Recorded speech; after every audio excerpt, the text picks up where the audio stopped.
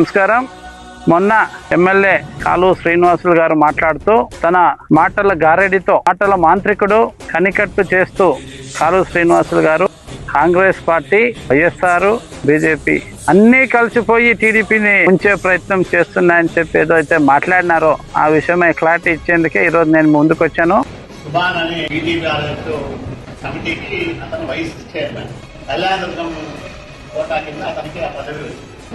అతని మీద దాడి మన ఊళ్ళో జరిగింది, రాయదుర్గంలో జరిగింది. ప్రపంచం చదివిన వాళ్ళంతా ఏమనుకుంటారు, రాయదుర్గంలో తెలుగుదేశం పార్టీ నాయకుడు పైన దాడి జరిగింది అని అనుకుంటారు. సుభాన్ అనే తెలుగుదేశం పార్టీ వ్యక్తి పైన ఎవరో దాడి చేశారు, నాగిరెడ్డి అనే ఒక వ్యక్తి హత్యాయత్నం చేశారు అని చెప్పి ఫేక్ న్యూస్ని క్రియేట్ చేసింది తెలుగుదేశం పార్టీ వారు కాదా అనే విషయాన్ని నేను ఈరోజు మిమ్మల్ని అడుగుతున్నాను. నేను లీడర్ని మాత్రమే కాదు, ఒక లాయర్ కూడా అనే విషయాన్ని మీరు గుర్తెరగాలి.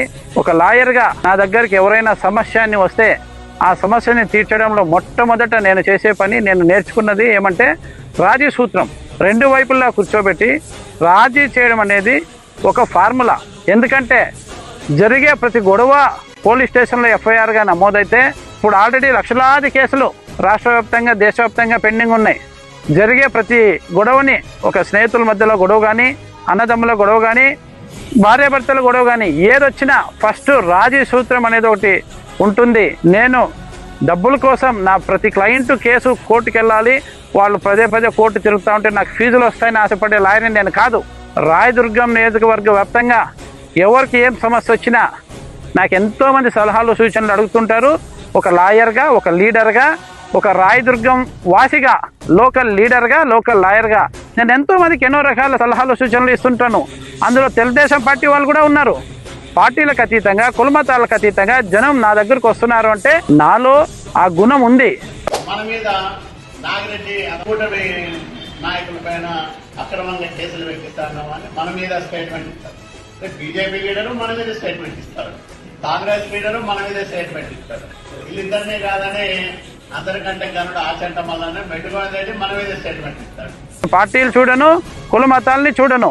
నేను చూసేది ఒకటే, వచ్చిందే మనిషికి ఏం సమస్య వచ్చింది, ఆ సమస్యని ఎలా సాల్వ్ చేయాలనే ఆలోచనతోనే నేను పోలీస్ స్టేషన్ ఫోన్ చేసిన మాట నిజమే.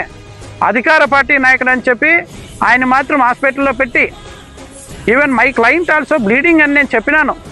ఎందుకంటే నాగిరెడ్డి అనే వ్యక్తికి ఇక్కడ దెబ్బ తగిలింది అని నాకు సమాచారం వచ్చింది. నాకు ఫోటో కూడా పంపించారు.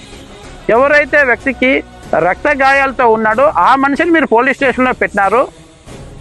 ఎవరికైతే రక్త గాయాలు లేవో ఆ మనిషి హాస్పిటల్లో ట్రీట్మెంట్ తీసుకుంటూ నా పైన హత్యాయత్నం జరిగింది అని చెప్పి అబద్ధపు ప్రచారం చేస్తున్నారు. Nagireddy is going to be my client. I have to take this file. నేనే బెయిల్ ఇప్పేయాల్సి వస్తుంది మీరు ఎఫ్ఐఆర్ చేస్తే. నాగిరెడ్డి కూడా ఒక కంప్లైంట్ ఇస్తున్నారు. న్యాయంగా, చట్టపరంగా ఎవరు కంప్లైంట్ ఇచ్చినా తీసుకోవాల్సిన బాధ్యత ఇన్స్పెక్టర్ గారికి ఉంది. కాబట్టి నేను లాండ్ ఆర్డర్ ఇన్స్పెక్టర్ గారితో నేను ఒకటే మాట అడిగినా, సార్ ఫస్ట్ ఇంజూర్డ్ పర్సన్ మీరు స్టేషన్లో పెట్టుకున్నారు, మీరు మెడికల్ ట్రీట్మెంట్ పంపించండి. మెడికల్ ట్రీట్మెంట్ అయిన తర్వాత తీసుకొచ్చి విచారించండి. మళ్ళీ సుభాన్ని కూడా కూర్చోబెట్టి మాట్లాడించండి. ఇద్దరిని కలిపి రాజీ చేయండి సార్. ఎందుకంటే ఒకప్పుడు వాళ్ళిద్దరూ ఫ్రెండ్స్, ఒకే అసోసియేషన్లో ఉన్నారు, ఒకే రకమైన బిజినెస్లో వాళ్ళు ఉన్నారు. కాబట్టి వాళ్ళని కలపడానికి ప్రయత్నం చేయండి. కానీ ఒకరి మీద ఒకరు రాగద్వేషాలని పెంచుకొని ఒకరి మీద ఒకరు ఫ్యూచర్లో గొడవలకు దిగి ఈ రెండు ఫ్యామిలీస్కి ఇది నష్టం. కాబట్టి అలా చేయండి అని నేను చెప్పిన మాట వాస్తవమే. అంటే కాలు శ్రీనివాసులు గారు, మనం రాజకీయం చేస్తున్నామా లేదా ఫ్యాక్షనిజం చేస్తున్నామా సార్? ఎవరైనా వస్తే నువ్వు నా పార్టీ వాడివి కాదు, నేను నీకు హెల్ప్ చేయను అని చెప్పడానికి నేను నాన్ లోకల్ లీడర్ని కాదు సార్. ఇది నా ఊరు, ఈ ఊర్లో ఉండే వాళ్ళంతా నా జనం, ఆ జనం రెస్పాన్సిబిలిటీ నాది. రైతు దేవోభవ, రాయదుర్గం నియోజకవర్గ ప్రజల దేవోభవ అనే ఒక నినాదంతో నేను ప్రజాసేవ చేస్తూ ఈరోజు ఈ కాంగ్రెస్ కండువా వేసుకొని మేము ప్రజల ముందుకు వెళ్తున్నాను. ఒక లాయర్గా, ఒక లీడర్గా నా దగ్గరికి ఏదైనా సమస్య వస్తే ఆ సమస్యను ఫస్ట్ రాజీ సూత్రంతో, రాజీ మార్గంలో తీసుకెళ్లే ఒక సదుద్దేశంతోనే నేను ఆ ప్రయత్నం చేశాను. నేను ఒకటే మాట చెప్పిన, కంప్లైంట్ వాళ్ళు ఇచ్చినా తీసుకోవాల్సిందే, వీళ్ళు ఇచ్చినా తీసుకోండి. ఇద్దరు ఒకరికొకరు కొట్టుకున్నారంటే మరి ఇద్దరు కంప్లైంట్ తీసుకోవాల్సిందే కదా, అందులో తప్పేముంది అని నేను మిమ్మల్ని అడుగుతున్నా కాళీ శ్రీనివాసులు గారు. అంటే ఇప్పుడు నేను వాళ్ళు కొట్లాడేటట్లు చేయాల్సిందా? మన ఇదేమన్నా ఫ్యాక్షనిజమా? రాజకీయ నాయకులు చేయాల్సిందేమి? ఎన్నోసార్లు మా చిన్నప్పుడు మా పల్లెటూరులో ఎన్నోసార్లు గొడవ జరిగితే మా నాన్న కానీ మా పెద్దనాన్న కానీ మా అన్నదమ్ములు కానీ వాళ్ళిద్దరిని కూర్చోబెట్టి రాజీ చేసి అరే అట్లా కొట్టుకోరాదురా, ఒకరికొరు మనం ఐకమత్యంగా ఉంటేనే బలం అని అన్నదమ్ములు కానీ అక్క చెల్లెళ్ళు కానీ భార్య భర్తలు కానీ కలపడం మేము చిన్నప్పటి నుంచి చూసినాము. ఆ గుణం మాలో ఉంది కాబట్టి ఈ చినికి గాలివానే అగ్గిని రాజేస్తే చూస్తుంటే మీ ఉద్దేశం ఈ వ్యవహారం చినికి గాలివానాయ్ దుమారం రేగి వైషమ్యాలు చెలరేగాలి, ఆ రెండు కుటుంబాల మధ్యన విద్రోహ జ్వాలలు రగిలితే ఆ అగ్గిలో చలిగాచుకోవాలని చూస్తున్నారా కాళు శ్రీనివాసులు గారు? అందుకేనా మీరు ఏ పార్టీ వాళ్ళ కోసం మీరు మాట్లాడుతున్నారని నన్ను అడుగుతున్నారే? రాయదుర్గం నియోజకవర్గ వ్యాప్తంగా కుల మతాలకు అతీతంగా, ప్రాంతాలకు అతీతంగా, రాజకీయ పార్టీలకు అతీతంగా ఎవరైనా రాని వాళ్ళకి అభయహస్తం ఇస్తాడు ఈ గౌని ప్రతాప్ రెడ్డి అనే విషయం వాళ్ళకి తెలుసు కాబట్టి నా దగ్గరకు వస్తున్నారు, వాళ్ళ కష్టాలు చెప్పుకుంటున్నారు. అలాగని చెప్పి నేను వారిద్దరి మధ్యన అగ్గి రాజేసి చలి కాచుకునే విధానం నాది కాదు. అలాంటి స్వార్థ రాజకీయ నాయకుడిని నేను కాదు.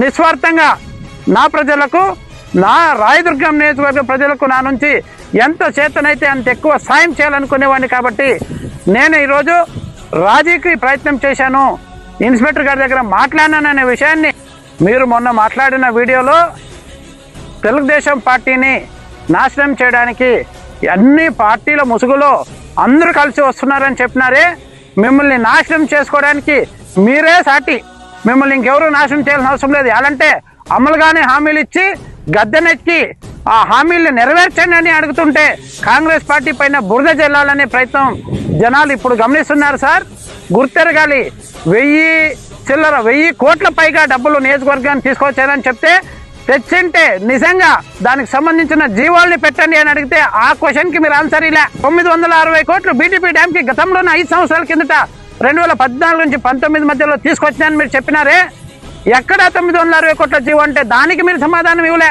అలాగే ఇప్పుడు బీటీపీ డ్యామ్కి కృష్ణా జలాలు తీసుకురావడానికి గత 2 సంవత్సరాలుగా కూటమి ప్రభుత్వం నుంచి పైసా కూడా రిలీజ్ కాలేదు. ఒకవేళ రిలీజ్ అంటే జీవో ప్రవేశపెట్టండి అని నేను క్వశ్చన్ అడిగితే దానికి సమాధానం లేదు. కానీ ఈరోజు తగుదనమ్మా అంటూ కాంగ్రెస్ పార్టీ పైన, గౌని ప్రతాప్ రెడ్డి పైన అబాండాలు వేసేకి మీకు నోరు వచ్చింది సార్. అప్పుడు ఎందుకు నోరు మెదపలేదు అని నేను మిమ్మల్ని ప్రశ్నిస్తున్నాను. రాయదుర్గం నియోజకవర్గ వ్యాప్తంగా బొమ్మనాల్ మండలంలో కూడా మీరు ఉంతకాలు బ్యాలెన్సింగ్ రిజర్వాయర్ గురించి కూడా మీరు ఎన్నికల్లో చెప్పినారే, మరి ఆ ఊసే చెప్పలేదే? 2 సంవత్సరాల తర్వాత మీరు చెప్పిన లిస్టులో ఆ ఊసే లేదే? అంటే ఎన్నికల్లో మాత్రం చెప్తాము కానీ ఆ హామీల్ని నెరవేర్చే ఉద్దేశం మాకు అసలు లేదు అని మీరు చెప్తున్నారా? మీ అంతటి మీరే సెల్ఫ్ గోల్ చేసుకొని, మీ అంతటి మీరే మీ పార్టీని నాశనం చేసుకొని రాబోయే స్థానిక సంస్థల ఎన్నికల్లో మీకు ప్రజలు బుద్ధి చెప్పబోతున్నారని తెలిసి అందుకు సాకుగా కాంగ్రెస్ పార్టీ మిగతా అన్ని పార్టీలతో కలిసి మా మీద దాడి చేస్తుంది అని చెప్పి మిమ్మల్ని మీరు ఫోకస్ చేసుకునేకే, జనాల్లో సానుభూతి తీసుకోవడానికే మీరు ఇలా మాట్లాడుతున్నారు. కాలువ గారు, ఈ కపట నాటకాన్ని మీరు ఆపాలి కాలువ గారు అని చెప్పి నేను కాలువ శ్రీనివాసులు గారికి బుద్ధి చెప్తున్నాను, హెచ్చరిస్తున్నాను. Thanks to one and all.